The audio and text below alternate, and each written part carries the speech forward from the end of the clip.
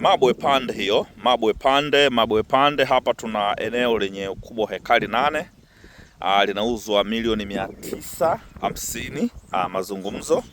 Eneo liko sehemu nzuri, limezungukwa na watu wamejenga nyumba nzuri sana. Wamejenga nyumba nzuri kama unavyoona. Wote majirani wamejenga vizuri sana. Hekari 8 kama ulivyosema. Limezungukwa na barabara nzuri tu. Mabwe Pande wengi wanapajua. Ukitoka Bunju hadi kufika hapa kwenye eneo kuna umbali usiopungua kilomita 3.5 kutokea Bunju. Hekari ziko 8, ziko sehemu nzuri sana, ziko sehemu nzuri, sehemu tambalale kabisa, safi kabisa, sehemu ambapo pana shida. Eneo lina full document, liko vizuri sana.